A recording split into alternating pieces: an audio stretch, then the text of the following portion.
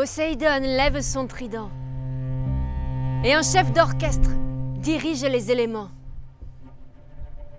Au loin, le vent se lève. En bas, la mer s'agite et les mouettes s'enfuient à grands cris.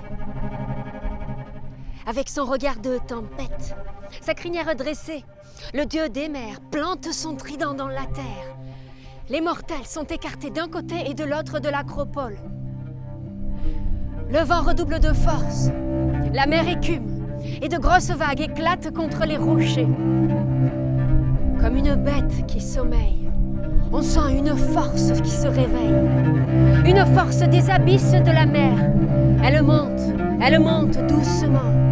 Dans un bruit sourd, elle arrive, elle fait trembler le sol, elle fait vibrer la mer. Et on la sent venir cette vague, et on la sent monter. Les mortels s'accroupissent, d'autres se bouchent les oreilles. Et elle arrive, elle est là, elle monte au sommet de l'acropole, elle touche les nuages, et quand elle redescend, éclabousse tous les gens. La vague laisse derrière elle un animal qu'on n'avait jamais vu. Un cheval. Auparavant, l'animal était aquatique. C'est lui qui tirait le char de Poséidon. Et il restera à jamais lié au dieu des mers. Il sentira le premier ses colères, tremblements de terre et rats de marée.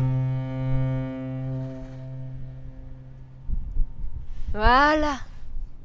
Moi, Poséidon, dieu des mers et océans, j'offre à l'Attique et à ses habitants un animal invincible pour gagner toutes les guerres. Avec lui, le succès foulera cette terre. Les mortels étaient ébahis. À côté, Athéna ne disait rien mais n'avait rien perdu de la scène. À présent, ses yeux brillaient d'une idée. Un cadeau utile aux mortels. La force, elle ne l'avait pas dans les bras, mais dans la tête. Alors elle lance un regard vers son oncle, saisit sa lance à deux mains et la plante dans la terre. Et quand le fer se retire, d'abord il ne se passe rien. Et Poséidon cache à peine un rire sous sa barbe. Attends. Et enfin, on voit une minuscule plante jaillir. Et la plante se fait tige, et la tige tronc. Un tronc large et noueux, où des branches se croisent et s'entremêlent en rameaux. Au bout des rameaux, des feuilles de la même couleur que les yeux de la déesse, vert argenté. Et au bout de ces feuilles, ça et là, de petites baies.